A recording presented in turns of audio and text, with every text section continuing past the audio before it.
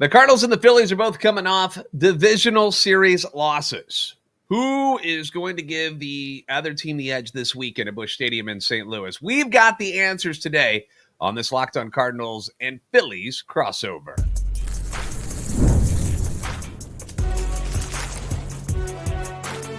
You are Locked On MLB crossover, part of the Locked On Podcast Network. Your team every day. Hey there, I'm JD Hafron, and I'm the host for Locked On Cardinals, part of the Locked On Podcast Network, covering your team every day. You can follow me on X at JD Sports Radio. You can also follow the podcast at LO_Cardinals. My man Connor Thomas from Locked On Phillies in the house. You can follow him and the podcast on X as well, and you can find both of our shows on YouTube and wherever you get your podcasts. So we've got another weekend of baseball here, and despite the, I don't mean to be rude, Connor, but the horrifying PTSD flashback to that 2022 NL Wild Card Series that we played against each other. Yep. Every time I see your face, I just see all the chaos in the comeback against Helsley, and it's annoying. But Sorry about it's that, time buddy. to talk some ball with easily, though, one of my favorite guys in the Locked On Podcast Network, Connor Thomas from Locked On Phillies. What's up, brother? Not much, man. I'm running on fumes today because the Phils finished up their game against the Braves, the final game of that series, at about 12:30 Eastern time earlier this morning. Now they got to turn around, get on a plane to St. Louis, play at 8:15 tonight against the Cardinals. No rest for the wicked in this one, but we're ready to roll, and this should be a fun opportunity for a bounce-back series for both teams in this one. Yeah, the Phillies and Cardinals have a three-game series this weekend in St. Louis. It'll be a night game on Friday. Then you got two early afternoon games on Saturday and Sunday. Doesn't appear that we're going to have any rain issues this weekend, so hopefully no delays like that. The Cardinals come into this series at 5-7 to start the year, while the Phillies are now 8-4. The Phillies are coming off their first series loss of the season to their NL East rival Atlanta Braves, who got off to that wretched start to the season. Phillies are riding high after taking down the almighty Dodgers. What was Atlanta's secret so I could steal it and share it with the Cardinals, Connor?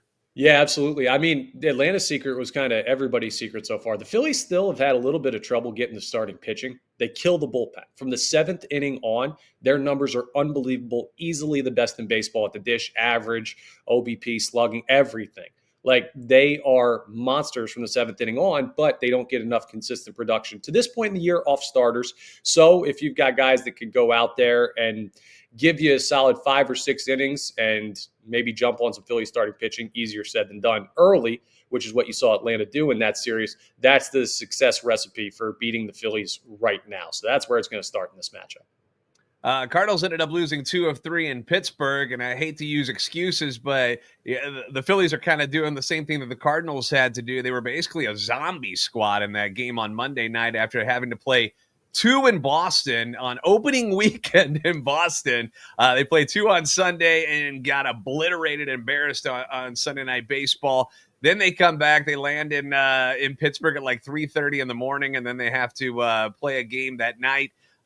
They come back on Tuesday and defeat the immortal Paul Skeens, but then fall in a marathon of offensive futility on Wednesday, a 2-1 loss in 13 innings, and fall to 0-4 in extra innings so far this season. It was really nice to have yesterday off for the team just to give them a chance to kind of reset, get their bodies right, get their mind right before the big bad Phillies come into town. But I'll be honest, it's nice to hear that you guys are going to be exhausted coming into St. Louis. I won't lie.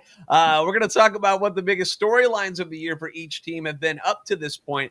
That's coming your way next on this Locked On Cardinals, Locked On Phillies crossover.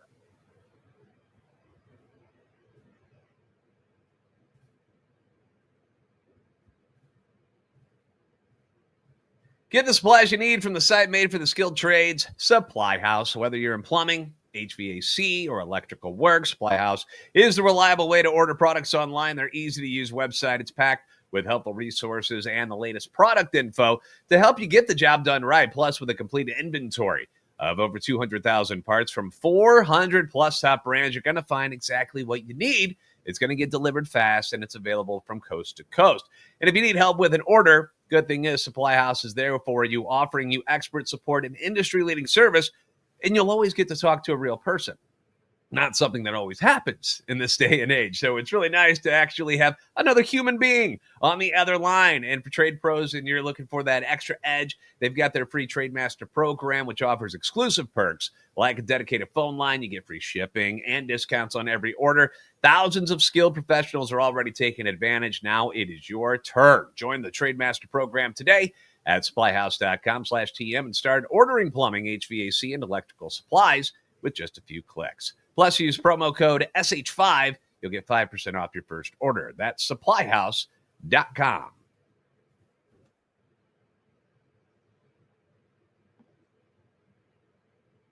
Thanks for making Locked On Cardinals and Locked On Phillies your first listen every day. Leave your comments on YouTube as well as on Next anytime you want. Your feedback is always welcome and encouraged.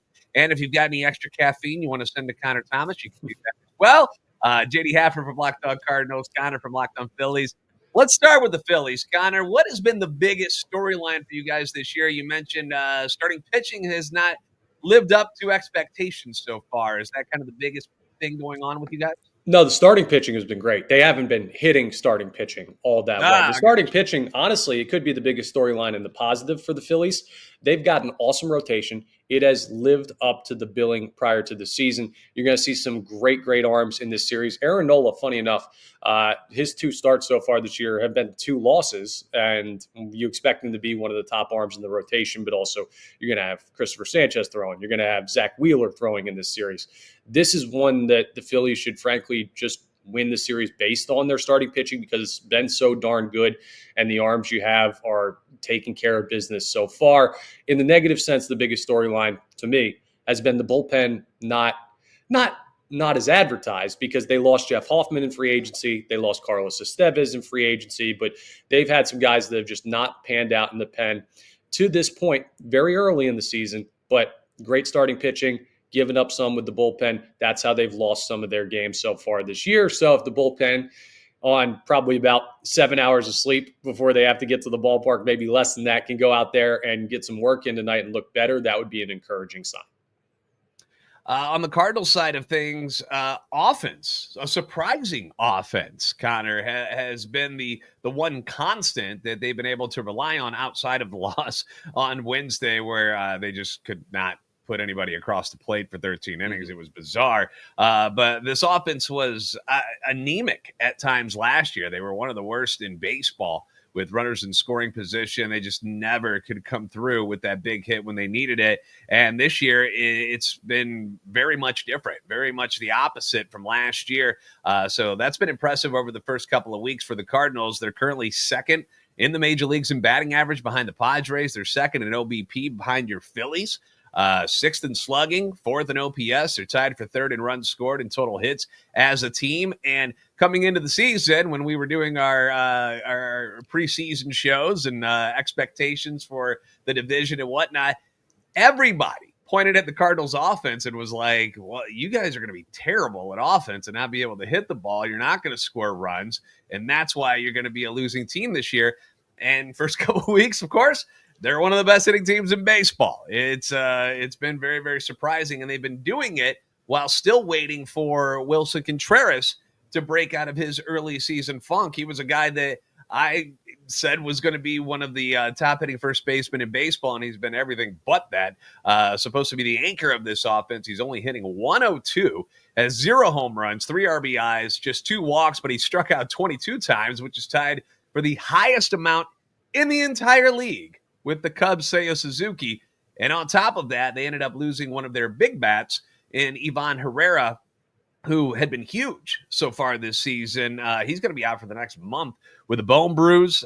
You don't have your slugging infielder in Nolan Gorman from the left side at their disposal. He's on the shelf with a hamstring injury. So a couple of injuries. They stayed relatively healthy throughout the spring, and the injury bug is starting to bite them a little bit. Some of the guys who have been hot for this team, though, Brendan Donovan has been a man possessed recently. He's hitting 375, which is 5th in Major League Baseball, 2nd in the NL behind the Padres' Jackson Merrill. Nolan Arenado, who, obviously was a big story this offseason about possibly getting moved. In fact, the Phillies were a team that people were talking about. Might still be. Might have been a good landing spot for Nolan. Isn't hitting home runs, only has one, but is off to a solid start at 310.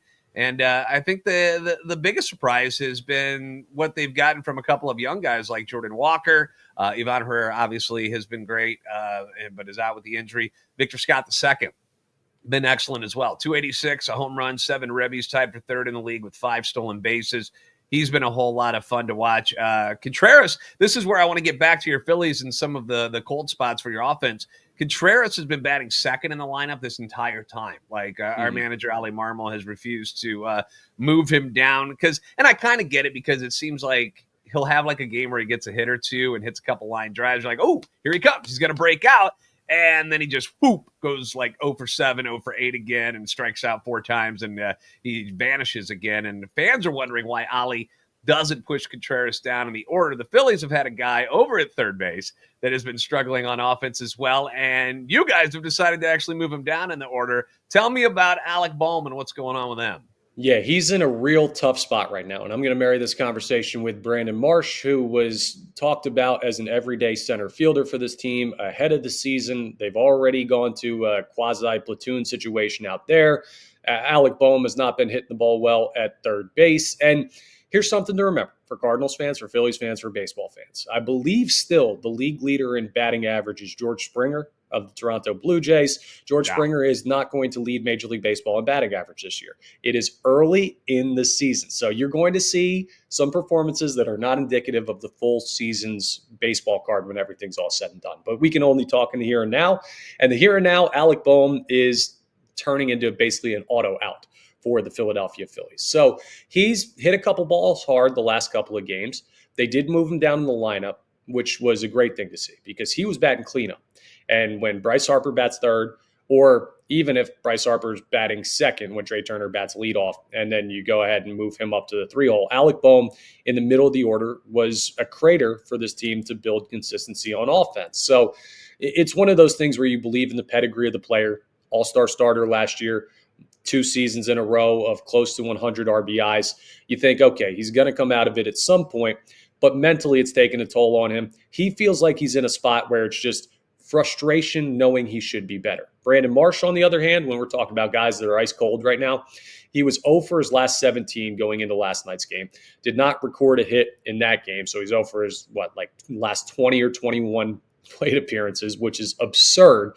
And he's got a different kind of mental status right now, in my opinion. Where Alec Bohm's like, I should be hitting better, and I'm not, and that's annoying me. Brandon Marsh is kind of in that zone where ball players have all been, where it's like, dude, I can't do anything at the plate right now. I don't know how they keep him in the lineup. And those 2 guys batting in the bottom 3 last night were an absolute major part of why the Phillies couldn't cash more runs across and find a way to beat the Braves. So I'm intrigued to see how much they play in this series. And I'm also intrigued to see where they're at in the lineup if Rob Thompson keeps Alec Bohm down, if he moves Brandon Marsh out entirely. Those are 2 guys the Phillies are going to have to need at some point this season to, Brandon Marsh hit his weight and Alec Bohm be an all-star caliber bat. And they have not remotely gotten that this year. And that's what's hampering the consistency up and down this lineup.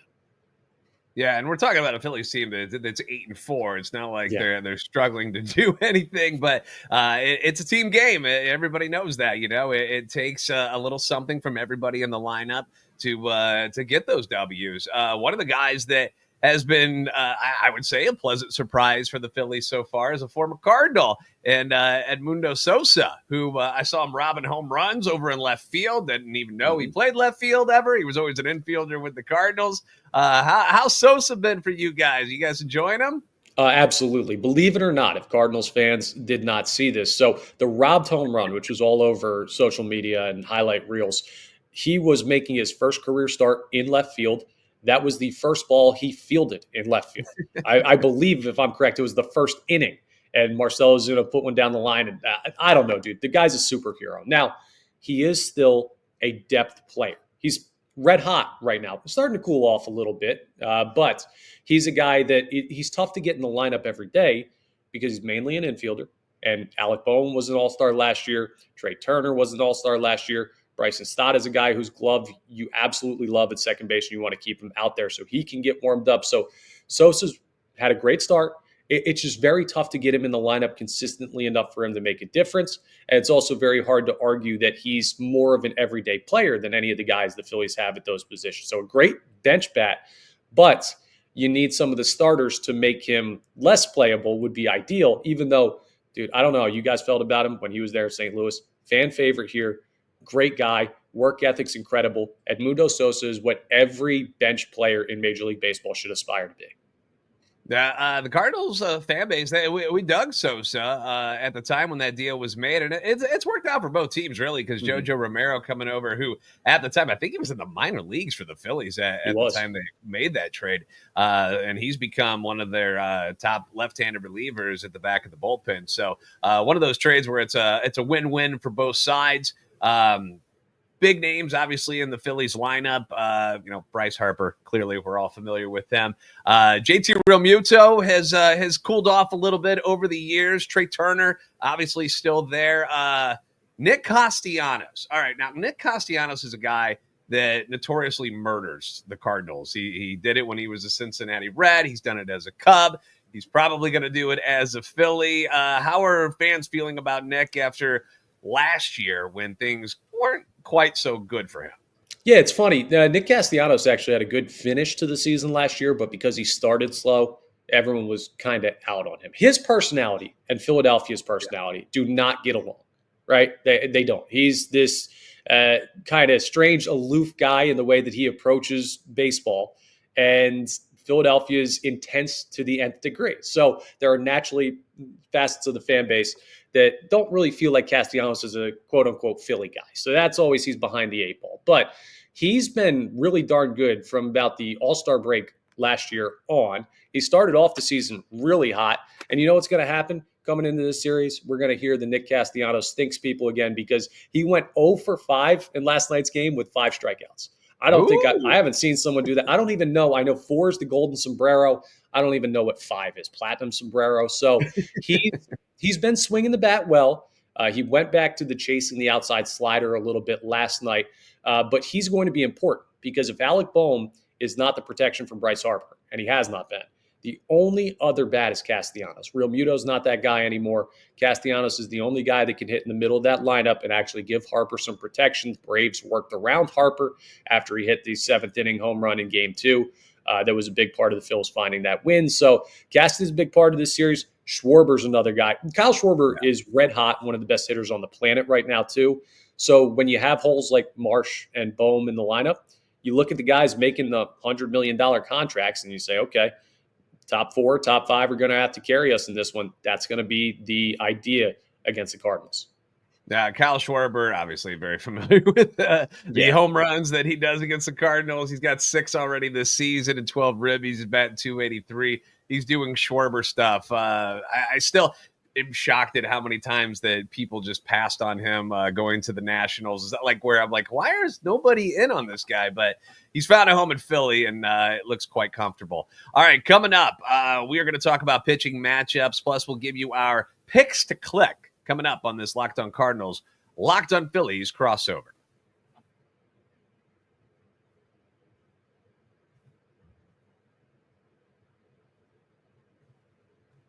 Thank you again for making Locked On Cardinals and Locked On Phillies your first listen today. For your second listen, you can check out the Locked On Fantasy Baseball podcast. Our hosts, Dominic and Matthew, are going to help you win your league. You want those bragging rights. You want to be the person at the end of the season holding up that title belt or wearing the championship ring. That's why you want to listen to Dominic and Matthew. They're going to take care of all of the research and do all the little things behind the scenes for you, tell you who you need to be picking up on waivers, who you need to be dropping, who you need to be on the lookout for. So make sure you're listening to Locked On Fantasy Baseball on YouTube or wherever you listen to your podcasts. Once again, Connor Thomas from Locked On Phillies.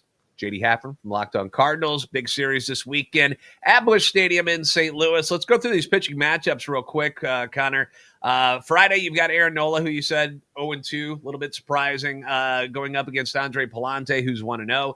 Saturday, it's left-hander Christopher Sanchez scheduled to start. Does not have an official record yet against well-known batting practice pitcher Miles Mikolas. That's got to get you guys excited. What Anybody in the who world happened to him? I got to ask you this because my impression of Miles Mikolas was his first year with the Cardinals, where he really broke out, the first big year for him, where he was this guy with the mustache that everybody wanted to be. He was Paul Skeens before Paul Skeens. Maybe not quite to that level, but then since then, he just hasn't been able to figure it out. So that'll be an interesting spot to see him against this lineup. Yeah, because it's really there's two sides to Miles Mikolas. There is the Miles Mikolas who the pitcher inside of me loves. When I see a guy who isn't throwing 98, 99 and is just dotting corners up and down in the zone, changing speeds like he's pitching. Because he can't throw it past anybody, so he's got to be a pitcher. And when he has these good days where you're like, oh my gosh, there he is. You're like, this is incredible. But far too many times is he missing over the heart of the plate. And when you're throwing 93, you're throwing stuff that doesn't have a lot of movement, and you miss over the heart of the plate. I don't care if it's the worst, if it's, and no offense against the White Sox, but against a team that's not as good, like the White Sox, they're going to hit the hell out of the ball. And you do that at Fenway Park against the Boston Red Sox, like you're going to get what you saw, where they were just denting the Green Monster on Sunday night. And it's infuriating because this year for the Cardinals, there's this idea that it was going to be a transition year. Like, we're not going to spend money to go get any major free agents. We're going to trust the prospects. We're going to give them some runway. We're going to let them, kind of work their way. If they struggle, we're not going to scare them and send them down. We're going to ride with this. And then you have a veteran rotation outside of like Andre Palante. They put Matthew Liberatore in the rotation. You're going to see him on Sunday, which shocked everybody because he's had a problem getting right-handers out, which is really difficult when you're a left-handed pitcher. And then all they have to do is put a bunch of righties in the lineup against you, and you're in trouble. So that shocked some people. But they got this veteran rotation, and then you've got young guys that fans are clamoring for. They want to see these guys. They don't want to see Miles Mikolas out there on the mound getting his brains beat in. But the Cardinals gave him an extension. They gave him a no-trade clause, and they're not willing to take him out of that rotation just because he's making a lot of money. I mean, at certain times you feel like, let's just pull the plug and be like, look, hey, we screwed up. We messed up. We gave this guy too much money, but we're holding other people back. So there's no point in keeping him around. But right now, they feel like it's kind of a depth thing where they're giving some of their better pitching prospects like Michael McGreevy and Quinn Matthews. They're giving them some time at AAA this year. He might be gone later on in a couple of months. Who knows? But like right now, they're willing to live and die with Miles Mikolas in their rotation, which is great news for people sitting in the bleachers, down the left field line, right field line. Like, there's going to be a lot of souvenirs probably on Saturday. And because I'm talking smack, he's probably going to go out and pitch wonderful. It's going to be fun. But Sunday, we saw that with Taijuan Walker earlier this year. Like, hey, there's faith in anybody when Taijuan Walker has 2 starts and has not allowed a run so far this year. So who knows what's going on with Major League pitching these days. Baseball's a weird sport, man. Sunday, you got one of the best in the league in Zach Wheeler. 1-0 going up against our left-hander Matthew Liberatore. Not a lot of questions about Nola and Wheeler in this one. What can you tell us about Christopher Sanchez, who's going to make the start on Saturday? Yeah, Sanchez is a really interesting figure, not just for the Phillies, but for the landscape of baseball this year. He was one of the more asked about players from opposing teams in spring training. I've talked to Jason Stark a couple times, and every time that I talked to him, he brought up the way other teams ask or speak about Christopher Sanchez. So he was a guy last year that had a breakout year, has the best changeup in baseball, a lot of people will say, from the left side. And he was throwing about 93, 94 was where he was living velocity-wise on his fastball. And now all of a sudden the guy's throwing 97. And that makes a changeup play a little bit better when you're starting to throw upper 90s as opposed to mid to lower 90s. So we haven't seen him have his dominant performance yet early in the season. We've seen Wheeler be really good. We've seen Jesus Luzardo be really good. I do think that Christopher Sanchez is poised for the best start of any Phillies pitcher, including Zach Wheeler, in this series, because the Cardinals are a team you see from their average. They're not afraid to go after a ball. They're not afraid to try and be a little bit aggressive at the plate. Like, they're hitting well. And that's a team that's going to want to swing the bat. And with swing and miss stuff that Christopher Sanchez has on his changeup, that is going to be a tough combination for a team that may get a little bit more aggressive trying to produce runs the way that they have all year in St. Louis. So I'm looking at him saying this could be and we're going to talk about picks in a little bit, this could be an 8, 9, 10 strikeout outing from Christopher Sanchez, who you see on Saturday. He's outstanding, and he is a dark horse Cy Young candidate, according to a lot of people. I'm not quite there with him, but he's going to be a very, very good arm this year for the Phillies, an important part of the rotation. Yeah, and you mentioned that, he's being a left-hander. The Cardinals are a pretty left-handed heavy hitting team. Best hitters at the squad. Donovan, as I mentioned, left-hander. Lars Nootbaar, who's been at the top of the order, left-handed. Victor Scott, Alec Burleson. Some of these guys, Nolan Gorman was, but those are some of the big bats that are doing well. They have had a decent balance with the right-handers. I mentioned the young guys, Jordan Walker, Mason Wynn has started to heat up a little bit. So Nato off to a pretty good start as well. Really, it's the Wilson Contreras thing. If that hole in the lineup could, if you could just get something, right. The way you were talking about Bohm is kind of like with Wilson, where he's close and then it just goes away. He's having a really tough time picking up the spin, is not judging breaking balls very well at all, and then when he starts guessing breaking ball, they just blow it right past him, and it's been difficult to watch. But for the Cardinals, biggest concerns moving forward, I guess, need their pitching to keep them in games and sustain the offense is really what we're looking for there. It looked bad losing to the Angels early on in a series, but now you look at them, they're playing some pretty good ball so far. Boston was that buzzsaw. You blew a 2-run ninth inning lead in one game. And then there's really no excuses, in my opinion, in Pittsburgh. Like, you should have won on Wednesday.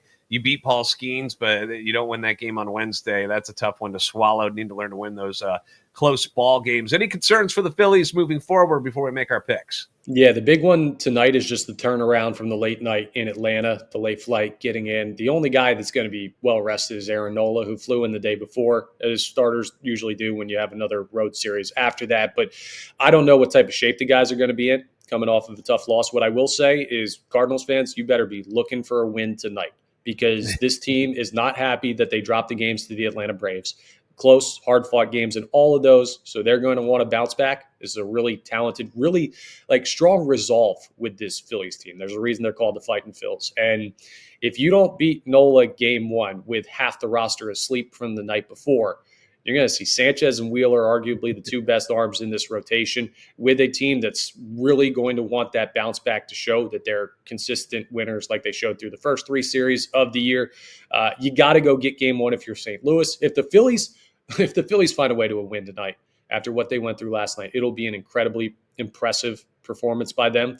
But I think ultimately the concerns for the Phils, the only way that they're not highly competitive in this series is if the lineup – the lineup would have to go more asleep than it is at some points. Like Kyle Schwarber, Bryce Harper, Trey Turner, and to some extent Nick Castellanos have been enough to basically carry this team because those guys are that good.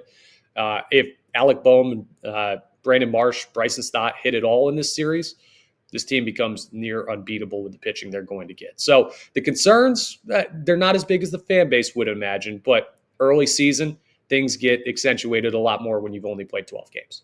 Yeah, Phillies are an awesome team just in general. And let's just be honest, Cardinal fans. It ain't going to be easy this weekend. If they get swept, you're not going to be shocked. Who's your pick to click for the Phillies?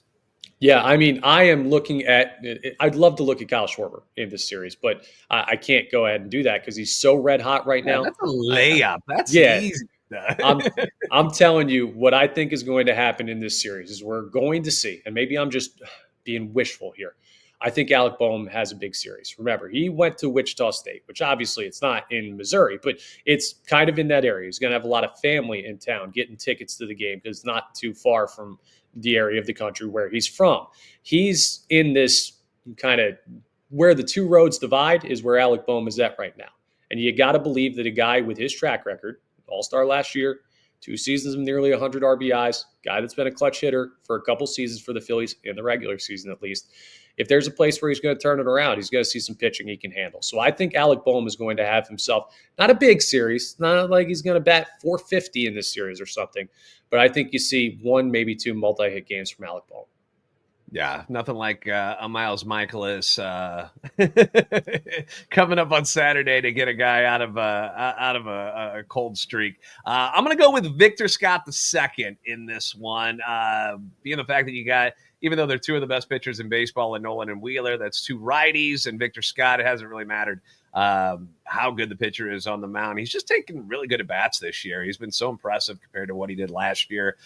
Each at bat seems like a grind, and more times than not, he's been able to come out on top. I almost went Lars Nootbaar, but he has been ice cold at the top of the order. It's been really tough with Newt and Contreras both not hitting over the last couple of games. But give me Victor Scott, and we'll see what happens. So there you go. That's what to expect this weekend in St. Louis. Thank you guys for making Locked On Cardinals and Locked On Phillies your first listen every day. If you haven't already, give us both a follow on X, and we can follow along together for this 3-game series at Busch. Like, subscribe to our shows on YouTube or wherever you listen to your podcast. As always, Connor, great to talk to you, buddy, and good luck this series. Thank you. Same to the Cardinals. We'll have 3 fun games that hopefully will end before midnight every night, right? Weather's, as of right now, things change in the Midwest pretty quickly. Knock on wood. As of right now, it's supposed to be Friday night's game is the worst weather, and then it's supposed to get better and better throughout the series. So enjoy it, everybody, and we'll see you next time on the Locked On Podcast Network.